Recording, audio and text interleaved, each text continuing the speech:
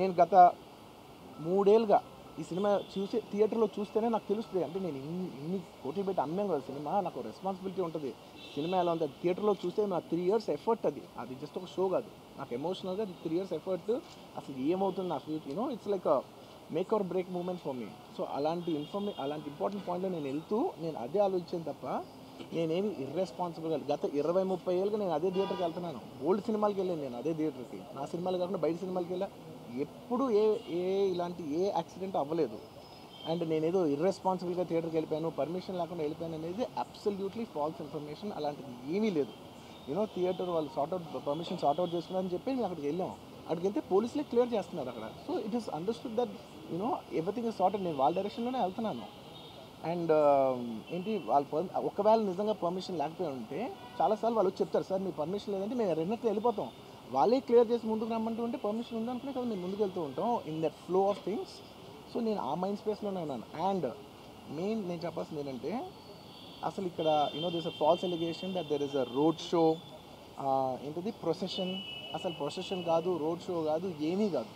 Just theatre ఇక్కడ ఉన్నాను, అక్కడ theatre just couple of metres away, couple of yards away from the theatre. అది అసలు రోడ్ షో కాదు, ఏమీ కాదు. కార్ అలా వెళ్తూ ఆగిపోయింది. ఒక పాయింట్ తర్వాత ఎంత జనం కూడిపోతారంటే అండి, మీరు కనపడితే కానీ జనం వెళ్ళరు. బౌన్సర్లు కానీ ఎవరన్నా పోలీస్ కానీ అందరూ అడుగుతారు, సార్ మీరు ఒక్కసారి వేవ్ చేసాను సార్, వెళ్ళిపోతారంటే మేము మామూలుగా ఎప్పుడు బయటకు వచ్చి అందరికి వేవ్ చేస్తాం. అది నేనే కాదు, ఎనీ లీడర్ ఎనీ సెలబ్రిటీ ఎవరైనా అడగండి, మనం వేవ్ చేస్తేనే వాళ్ళందరూ జరుగుతారు. ఓకే ఓకే చూసాం, ఒక సాటిస్ఫాక్షన్ ఉంటుంది, అప్పుడు they start moving away.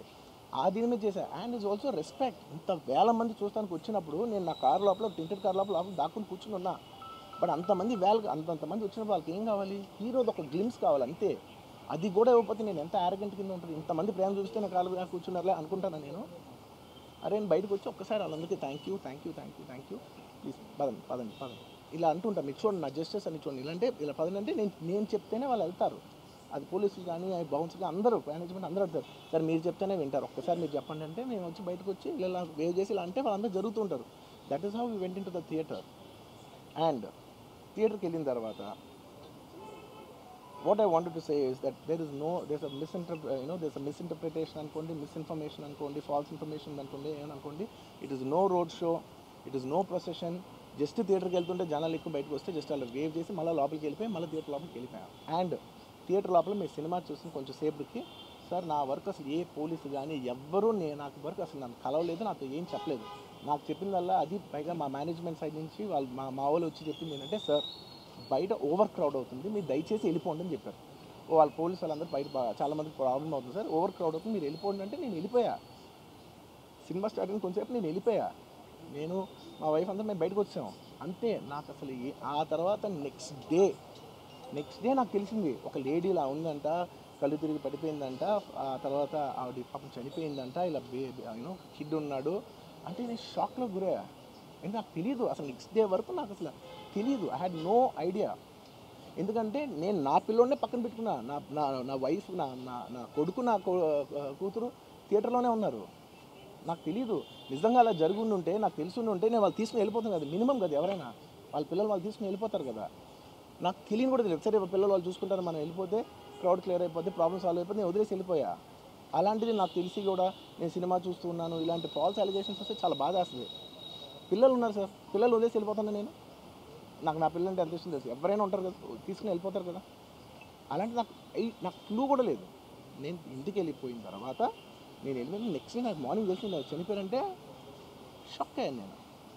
Shock అయ్యి ఇమీడియట్గా నేను బాస్కి ఫోన్ చేశాను, మా బన్నీ వాస్కి ఫోన్ చేసి, వాసు ఇమీడియట్గా హాస్పిటల్కి వెళ్ళి వాళ్ళ కలువు, నేను వస్తానంటే సార్ నేను మొత్తం అక్కడ వెళ్ళి చెక్ చేసి వస్తాను, వాళ్ళందరూ ఎమోషనల్గా ఎలా ఉన్నారు ఏంటో మనం ఫస్ట్ చెక్ చేసుకున్న తర్వాత మీరు దిగాలి, ఒక నిమిషం ఆగండి సార్.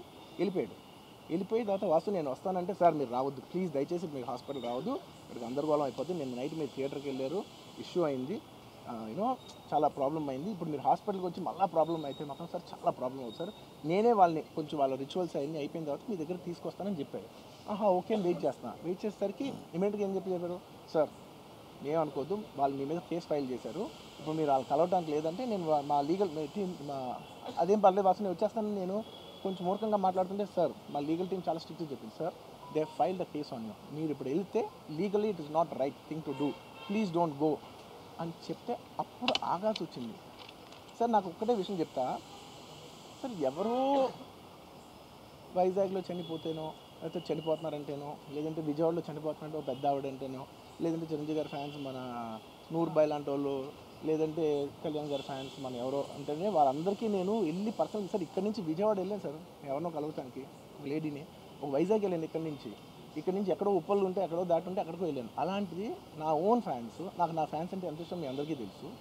అలాంటి నా ఓన్ ఫ్యాన్స్ నా ఓన్ థియేటర్లో నేను ఉన్న ప్రెమిసెస్లో అలా జరిగిందంటే నేను వెళ్ళి కలవనాలని, వాళ్ళు కలవాలి నాకు ఉండదా?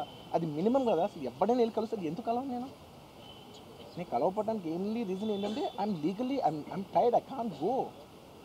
అంత మాత్రం నేను స్పందించలేదు అని అనడానికి కూడా లేదు. సో నాకు ఏం చేయాలో తెలియక నెక్స్ట్ డే సరే వాసు మనం వెళ్ళకపోతే బాగోదు, ఏం చేయాలో తెలియక అప్పటికప్పుడు ఒక వీడియో పెట్టాను. ఎందుకంటే నేను కూడా షాక్లో ఉన్నా, జెన్యున్లీ నేను కూడా షాక్లో ఉన్నా. అరే ఇలా అయింది ఏంటి, ఎటు కాకుండా హాఫ్ ఉన్నాను నేను కూడా. నేను జెన్యున్గా చెప్తే హాఫ్ ఉన్నాను నేను. ఇప్పుడు కూడా కొంచెం హాఫ్గానే ఉన్నాను నేను. నాకు తెలుస్తుంది నేను కరెక్ట్గా సెంటర్డ్గా లేను, కొంచెం ఆఫ్లోనే నాకు తెలుస్తుంది. ఎనీవేస్ నెక్స్ట్ నేను ఒక వీడియో పెట్టా సరే to at least show that I'm there. It's not even about the money, it's not about the money. అంటే it is just money is just gestures to show that I'm willing to do something అని చెప్పడం కోసం. ఆ తర్వాత మేము ఏం చేయొచ్చు ఆ తర్వాత మేము అన్ని సెలబ్రేషన్స్ క్యాన్సిల్ చేసాం. వద్దు అసలు వాళ్ళకి అలా ఉంటే మనం ఎలా సెలబ్రేట్ చేస్తాం, మొత్తం అన్ని క్యాన్సిల్.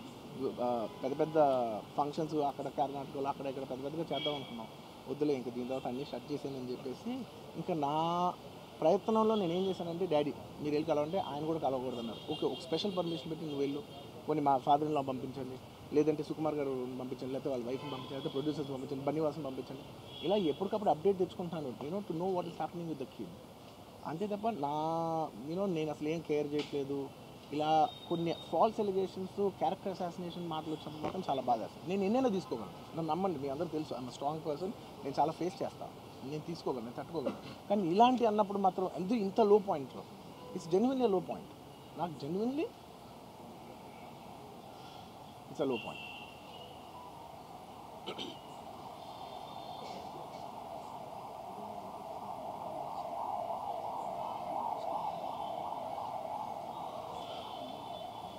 నేను సినిమాలు చేసేదే మీరు థియేటర్కి వచ్చి ఎంజాయ్ చేయాలని. అలాంటి థియేటర్లు ఇంత మిస్హాప్ అయితే ఎంత బాధపడతాను నేను. Sorry anyways English what I wanted to say okay ఒక నిమిషం. What I wanted to say is it's a very unfortunate accident and also genuinely I'm a believer in అంటే బయటే కాదు generally me as a person ఇలాంటిది ఒకటి జరిగినప్పుడు ఏదో media కోసం ఇంకోళ్ళ కోసం నేను సుకుమార్ గారు చాలాసార్లు మాట్లాడుకున్నాం. దానికి మనం ఏం చేయొచ్చు, నేను ఒక మంచి అమౌంట్, పెద్ద అమౌంట్, నువ్వు ఒక అమౌంట్, మైకి నుంచి ఒక అమౌంట్ తీసుకుని మనం ఒక ఫిక్స్డ్ డిపాజిట్ ఆ అబ్బాయికి ప్లాన్ చేద్దాం. ఊరికే మనం ఏదో చేతులు దుడిచేసుకుని అలా కాకుండా మిగతాలో కాకుండా మనం జెన్యున్గా ఏదో చేద్దాం. కానీ ఆ అబ్బాయికి ఏదో ఫిజియోథెరపిస్ట్ పెట్టిద్దాం, ఇలా చేద్దాం అలా చేద్దాం, ఎన్నో విషయాలు మాట్లాడుకున్నాం. అంత మాట్లాడుకున్న తర్వాత నేను కేరింగ్గా లేను సార్. ఎలా ఉంటాను sir? I have the same age kid. నాకు కిడ్కి ఎలా అయిందంటే నేను అలాగే ఫీల్ అవుతాను కదా. I not a father? నాకు ఉండదా? ఇన్ని క్యారెక్టర్లు ఇంత అసాసినేట్ చేసినప్పుడు ఇట్స్ పబ్లిక్లీ హ్యూమిలియేటింగ్. నాకు చాలా బాధగా, నేను ఇంత చేసినా కూడా నాకు బాధగా ఉంది సార్. అయ్యమ్మ మన తెలుగు వాళ్ళు బరువు తీసిన పైన పెడతామని నేను సినిమా చేస్తుంటే మళ్ళీ లాక్కుంటున్నాం. Anyway doesn't matter. ఓకే మీరందరూ ఎంత ఇవ్వాలనుకున్నారో చెప్తాను. వదిలేదు అసలు ఇంకా అవన్నీ ఇంకెందుకు మళ్ళీ డబ్బులతో ఇచ్చాం అది ఇది అనిపించుకుంటాను. వద్దు. I will take care of that very well.